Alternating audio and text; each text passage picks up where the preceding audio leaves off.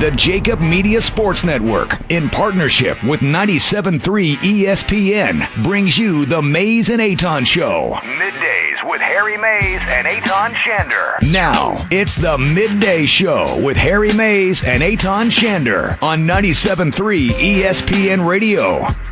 Well, I guess, inch. Is there anything slower than inching to Thursday night? No, this isn't even an inch. This is a slog. That's what we're doing. We're slogging through the second half of August.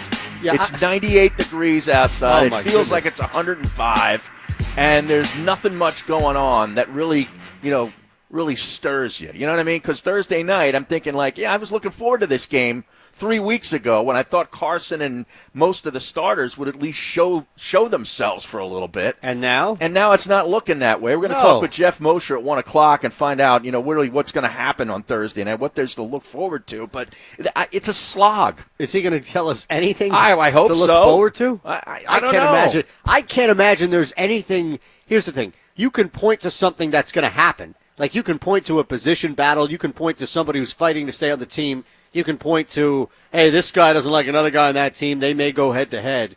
But there's nothing to really look forward to. Well, Jeff is a much more positive soul than both you and I. So I'm thinking if anybody can find something to look forward to outside of our big bash at the Great American Pub on the rooftop. Which we'll get to in a second here. But other than that, he's got to tell us something. See, I disagree with you because on National Radio Day today, right? National Radio Day is today? It is.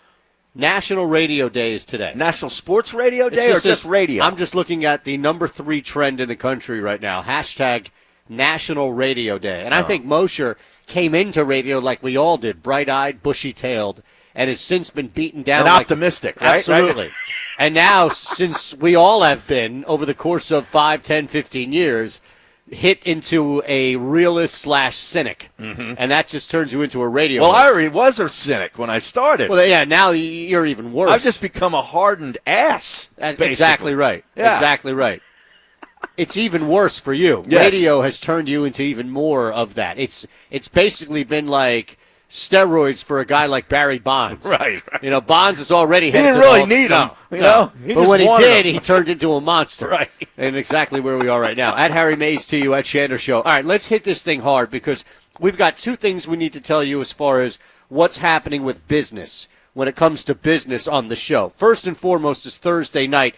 And the second thing is what's happening at Parx Casino, not necessarily live at Parx Casino, but online and your app and your phone. On your phone, man. Absolutely. So Parx Casino is on your phone. Let's start Thursday night. All right. This is going to be gigantic. We've got multiple humongous prizes. We're sending, I'm told, 6 pairs of people, 12 total, down to the game Thursday night. If they want to go. If they want to go. Okay. Right. Because we're not going to force you. No. But if you want to go, you can do that. That builds up to the second prize, which is being able to see every single divisional game with somebody that, whoever it may be. Right, and we're going to talk about that today. Yes, because I asked you that at the end, right? Right, like you're going to go see the Eagles play the Giants, Redskins, and the Cowboys at the Link. And if that's not enough, we're going to also get you the tickets to all 3 of those games on the road. Absolutely. And on top of that, the number 1 prize is somebody's walking out with $1,000. Is that right? Yeah, that's what Joe said. So that's just been added. That's amazing, right? I want to confirm that. I feel confirm with who? I didn't know. Well, but I feel like you should have known. Well, maybe I didn't. Maybe it's an email that I didn't read properly. Oh, okay. Let's just go with it. No, you know what? Let's get Hunter to confirm that, and then we'll make sure. Okay. But it sounded to me, unless that prize is valued at $1,000, but I doubt it. It's probably valued at even more. I would think that would be more. Yeah, that's what I'm saying. All 6 of those games. This is a bash, man. Yeah. Like what we're throwing on Thursday night at the Great American Pub in Conshohocken is an absolute bash. And it'll be far more interesting than anything that has transpired over these last 3 weeks of the training camp and preseason. Correct. There was an aspect to preseason. It wasn't much. It was like a little sliver of things that you kind of were anticipating. And now what it has devolved into is split practices, joint practices, where two teams will get together for 2 or 3 days prior to a game where they're going to go through the motions with the backups on a Thursday or a Friday night or a Saturday night. And that's really what your preseason is. This week, this Monday, Tuesday, Wednesday is the meat of the preseason for the Eagles, and it doesn't even involve the game on Thursday night. Nothing. How crazy is that? No, it is really crazy. This has got to be one of the first or few times we've seen something like this, right? I mean, like I said, it's not a lot, and a lot of times we overreact to stuff that we see in preseason because we're just so damn excited about the sport returning, and a lot of times it's nothing, okay? But this year, I'm telling you, I have never been more bored. Phased out? Yeah, and phased out of preseason football. Like last year at this point, I was looking forward to Game 3, even though, Carson wasn't playing. Okay, because you were going to see some Nick Foles or whatever, whatever the case may be. But you also knew that Carson Wentz was returning. At some point. Right. Yeah. Now, here's what's crazy about what's happening this offseason is this really is the most important offseason as a fan that we've had in a long time. Nobody had any idea or inclination that they were going to go on and win the Super Bowl in the preseason of that offseason.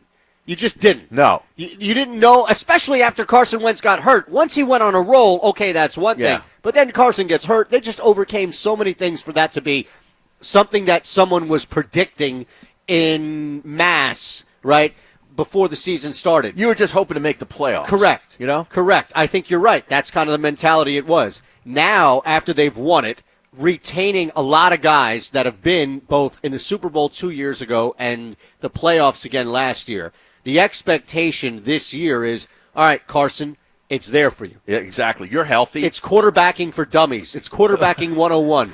You know what I mean? Seriously. Quarterbacking for dummies was what Jimmy Garoppolo was attempting to do last night. He was a dummy quarterback. That's what I'm saying. Was that awful? I tried to watch that stinking game. It's pretty bad, man. He was 1 for 6 for 0 yards. And I think his second pass was intercepted yes. or first? No, a second, I think. Right. But he gained 0 yards, and he played 3 series. Like, the coach kept sending him out there, and at some point he's like, look, I got to pull him now because he might get hurt, but I've seen nothing from this guy. Shanahan said after the game he wanted to play him more. Yeah, but you just can't because you're going to get hurt. Right, I know it. He's coming off an ACL. No, I think at this point that was awful. Carson Wentz, you're right.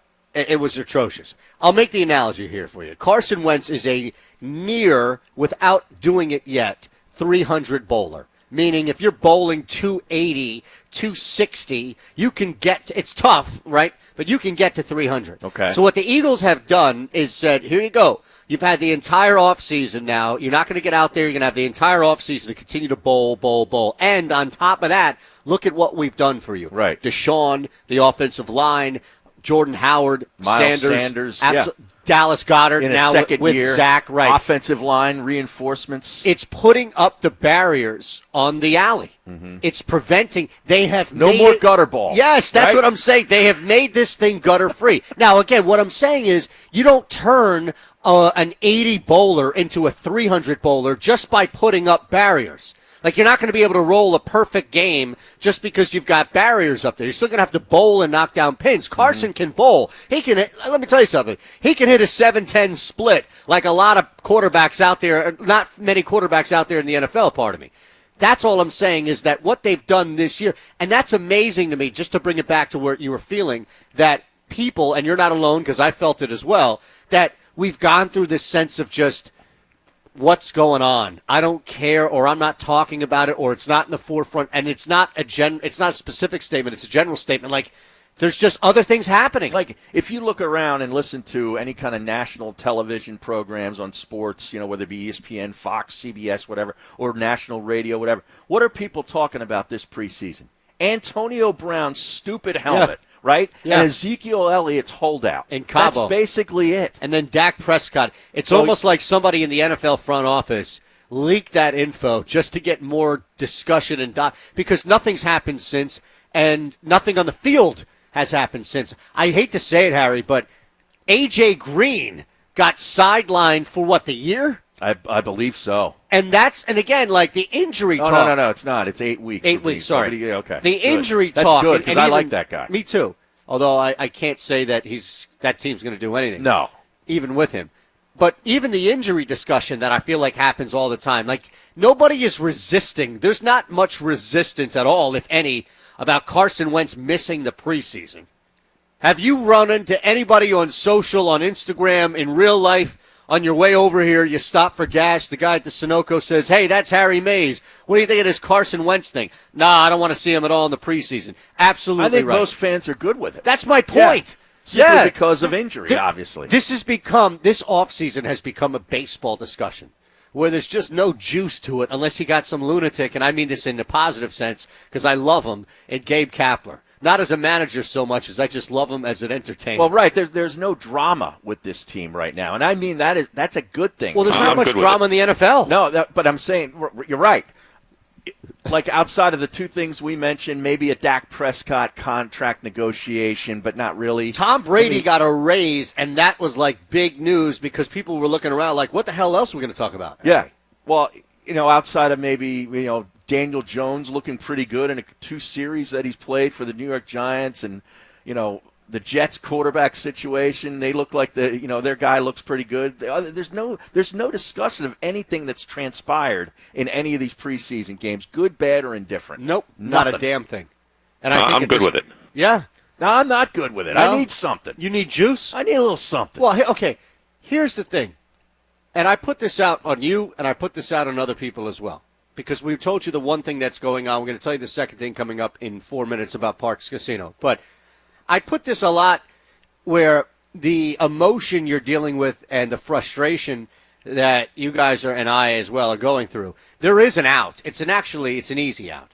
All right? You have the opportunity, especially on your phone now, to bet and put good hard-earned money on preseason football and add some electricity to the moment. Because otherwise, who can you really blame? Yeah. All right? You have the opportunity to bet on these things now. Even on the iPhone. Parks app is now available on the iPhone. So you could put out a list of games on the preseason schedule, and you can walk away a happy winner.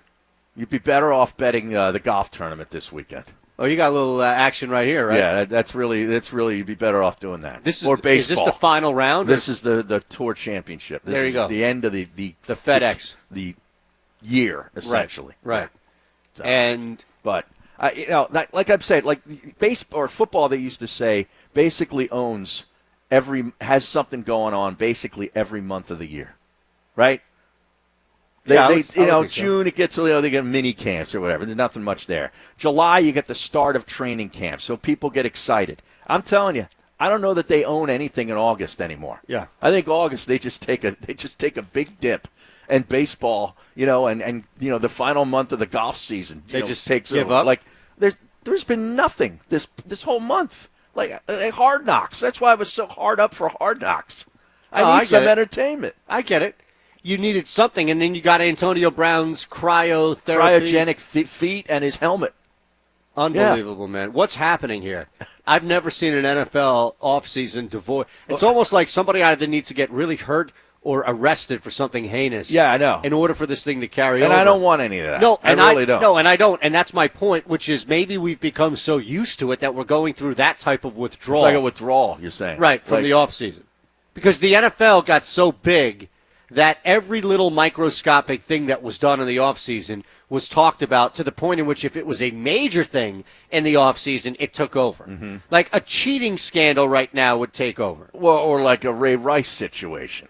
Like, stuff like that, which I don't want any of. No. Like, trust me. I'd rather be bored than have to talk about unfortunate stuff like that. Now, I apologize to Joe Krause, and thank you for tracking this information down, Hunter, because the $1,000 is not – I could have sworn I heard it, but at the same time, I was talking with Joe. I also dropped half of my breakfast down my new stairs. You dropped a plate of food down the steps. Yeah. I see this plate and a fork and all this stuff like flying everywhere. Well, I thought the dog did something. It was homemade, hand-battered fried chicken and biscuits and handmade biscuits.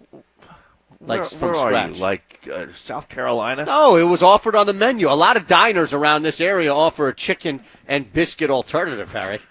All right, I hate to break it to you. I thought you were trying to eat right. Well, now I got stairs. I'm going up 3 flights a day. Yeah, that's really working their hard. As long as I can put, carbs, I feel like I can outwork. Sugar is what I'm trying to stay away from. Mm-hmm. All right.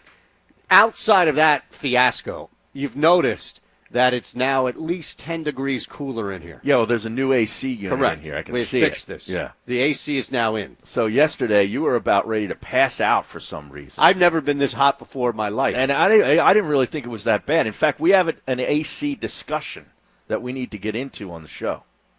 Atlantic City or air conditioning? No, air conditioning. Okay, this has to do with mine or? No, anybody's. Okay, a general AC? Yeah. Because I have 2 more things I need to bring up with you. Okay. So keep that AC thing in mind because I got a Popeyes versus Chick-fil-A beef that's going on Twitter. I need you to settle. Now, wait, does that involve a former you. host that used to work here tweeting about it yesterday or something? Schwartzman? No, he's down in Houston.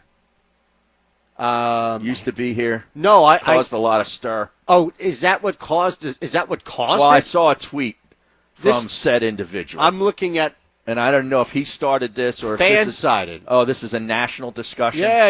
Oh, okay. This is a fan-sided thing. SB Nation, I think, is the one who. Okay. See, this is the problem with nothing good in the preseason of football. These websites have to resort to this type of stuff just to get people to visit the site. Okay, so what I was saying, Popeye started the beef. Popeye. Oh, so they unsolicited? They just went after Chick-fil-A? Well, I'll get into it, all right, because I want to get into your thing first, my thing second, and then we'll round it out before we hit Jeff Mosher at 1 with the Emmitt Smith. This is great. Now, I'll just leave it at this, all right? I've never heard, and again, I would even say privately, not to say that, this would be a, hey, don't tell anybody conversation, but I've never heard in front of a microphone camera or just hanging out, like having a casual conversation, Brian Westbrook taking offense to somebody comparing him to Shady McCoy or vice versa. Okay. Like, hey, man, Shady, man, you remind me of B. West. Oh, that's an honor.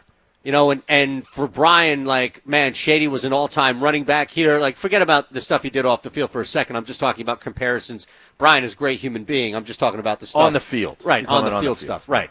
So I'm saying in that regard, like, I've never heard B. West, because it's usually the older guys that are being compared to the guys currently playing. Oh, prisoner of the moment player X or Y reminds me of all-time player Z. Mm-hmm. And rarely do you ever, if ever, get the guy the all-time, because we're talking about the same organization, right? Like Brian played the majority, if not all of his career, except for that 1 year in San Fran here. Shady played a lot, still upset that he got dealt to Buffalo. Right. So there's a connection that you have with Philadelphia as well. Apparently, and I have the information here in front of me, Emmitt Smith bothered by comparisons to Ezekiel Elliott. And I'm here for all the internal drama that we can find for this Dallas Cowboys team. Okay, well, Like, can you imagine Brian Westbrook coming out and be like, no, man, like, don't compare me to that runner, that style of run, like Shady. No, man, like, 2 different guys, 2 different people. I don't want to hear it. Yeah, really? Yeah, can you imagine how awkward it would be for Ron Jaworski to, you know what I mean? Yeah. No. A Randall and Donovan, it's like, no. I've been told that Emmitt's not the greatest of guys either. Is Zeke? Yeah. Well, I don't know. I know. I mean, he seems like he's more fun. Okay. Now, let's start with your thing first. All right. 609-403-0973 is the text board. At Harry Mays to you, at Shander Show. Yes, the Phillies are back in action. We've got some audio from Gabe Kapler that you're going to need to hear as well. Before that, though, on the text board, active, as you know, right away, active. I do want to play one piece of audio from Gabe Kapler and then another from Bill Belichick, and then we can get into your AC thing. Is that all right? All right, we'll do the AC thing in the next segment. Okay. Yeah. So let's do a local thing first, and the Belichick thing is really for you. Like, I heard it, and I immediately thought, this is great. You would love it. But let's listen to Gabe Kapler. This is after they were embarrassed once again. Reese Hoskins continues to struggle. Goes 0-4. Yes, that 4-11 shot was caught at the wall, but still the frustration for him is evident. The frustration for the team. You lose 2 of 3 to the Padres at home of all places. And Kapler, following the game, did not really echo the same emotion that fans were expressing both in social media and just real life. Frustrating to lose today's baseball game. Really proud of the grind in the at-bats. Saw 110 pitches off their starter. saw 27 pitches with 3 outs in the 9th inning. Reese had really good at-bats. First at-bat of the game was great and set the tone exactly the way we want our leadoff hitter to set the tone. Hit a 400-plus foot fly ball off Munoz, throwing 100 miles an hour. Anthony Munoz? Yeah, now that's what the audio I was wanting yesterday. Right, now I'm glad we got it. We got it. Because that drove me crazy. Yeah, it was awful. He's trying to Awful. laud a loss where you lost 2 out of 3 to the Padres. You barely scratched out 10 hits in 2 games. You scored 5 runs. Rhys Hoskins hit a long fly ball. It was an out. Okay, I don't care how fast the guy was throwing. And he's trying to say how great this was because they saw so many pitches. It reminded me of Chip Kelly, spouting off about how great we look because we ran 99 plays. Well, how many times do you get in the end zone? Because that's really what matters. Yep. It's a scoreboard of points, not plays. Right. It's a scoreboard of runs, not pitches seen. It drives me insane. And one thing I'll just add to what you were saying, because you're right, the specifics of how he recapping these at-bats drives you mad because it doesn't add up with what you're seeing. And then it's the emotion on top of it. Yeah. And again, I'm not faulting Gabe for how he speaks. I'm not faulting Gabe for how he lives. It's just back to the whole thing about 2 ingredients that don't go together. Yeah, I know. It's not even about the presentation. No, but I'm saying it should be. It's the message. Yes, it's the message, but it's also how it's being said. And listen, when Joe Banner was charged for some reason as being the guy, the front man, it was one of the worst Bad decisions choice. the Eagles Right. ever made. And I think that with Gabe, it's not the same means, but it's the same end, where you're getting a guy who is just over the top. I mean, positive. Wouldn't you get up and you, but think about it. Separate you from your body and your mind, how you operate. You've covered sports long enough to know how athletes would work of all different types of ilk. Wouldn't you think that the average player at this point would just be like, dude, all right, I get it. Like, I suck right now. I don't need more. It's like when you're going through a slump or something in life, and you got like your mom or somebody or dad or being like, "Oh, don't worry, it's fine, it's fine." No, it's not fine. Right? Like, let me go through my crisis. Exactly. Yes. Yeah. And I wonder if these guys are feeling that. Let me have a little adversity. Yes. Some raw adversity here, and I'll deal with it. It's like a kid brings home his test paper or whatever. He had to write a piece. He had to write a paper, An essay, right? And the essay, the grammar was terrible, and the topic sucked, and it wasn't developed, and the teacher gives him a D+. Oh, but the parent's like, yeah, but your printing is beautiful. Yes. You know what I mean? Yes. Like, you have such nice handwriting and penmanship. Right. Never mind the D+, and the kid can't put a sentence together. No, that's what I'm talking about. Then imagine hearing that once a week. Yeah. Because once a week you're bringing home an essay, and it's the same crap, and it's the same awful topic selection, and you're getting red ink all over the place, but your penmanship is beautiful. It's great. And imagine after 6 months of hearing the same reinforced positivity, you're hearing, hey, your penmanship has actually improved. Yeah. And you're looking at things from 2 months or 3 months ago, and you're being shown on this big projector screen. Watch how your penmanship and your R's and your B's and the smooth transition in your cursive, your cursive is really writing. improved. Meanwhile, you're still getting the same 68, Right. D+, red ink, frown face, everywhere. Right. Unbelievable. All right, now, before we break, Bill Belichick. I love this guy. I know you do, No, me too. Bill Belichick just getting peppered. I mean, this is just a peppering right He's now. in of mid-season questions. form already, isn't he? It is amazing. And, of course, it's about Josh Gordon because everybody wants to know Josh Gordon. So Belichick responds in really only Belichick-in fashion. Have you had a chance to meet with Josh Gordon this morning? I meet with the players every day. You're in good spirits and excited about his opportunity? Yeah, I mean, I'll release a statement on that. I have nothing to add to it. That's where we're at. You come in and, or how would you describe it? You come in good shape, or are you pleased with how he maintains? Yeah, I think I've already covered all of it. Bill, Did you get a copy of the statement?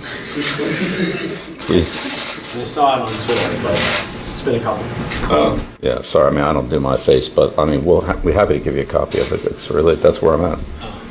So I had one question about the statement because it did feel like there was maybe a little bit of room there in terms of his future with the team, maybe some uncertainty. So if he's available according to the league, is there any uncertainty as far as you're concerned as to whether or not he'll be with the team? Well, I mean, he hasn't even been on the field yet. I think I covered it. There's nothing more to add. It's another line of questioning, or or can the witness step down now? Just curious. That's great. Can the witness step down now? I meet with vet players every day. This I mean, is it's just another awesome. line of I released a statement on that. Oh, my God. And before you start to blame this one guy who clearly didn't see the statement and was doing it on Twitter, then somebody else comes in and says, well, I have a question about the statement. It really is amazing because think about this. There are few people, and I wonder if, I don't want to build a list or anything like that, but just some names that come to mind, and we'll hit the text board, 609-403-0973.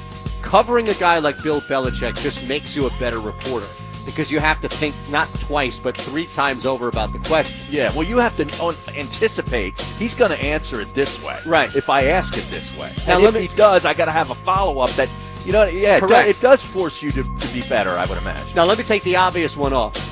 Greg Popovich. Yeah. Clearly. I mean, that's the obvious one. But I imagine that there are probably about 5 to 10 other big names in professional and college, and that's a key word there, college sports, that are like that. Yeah. Popovich comes across condescending and like an a-hole. Okay? Right. I don't get that from Belichick. Belichick's just grumpy and doesn't, wants to say the least about everything. Correct. Here's the thing, though.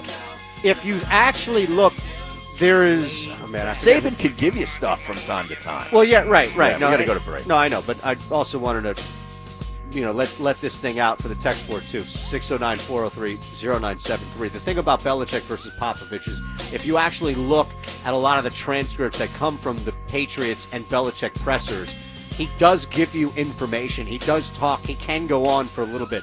Pop, to Harry's point, is really condescending for the majority of it.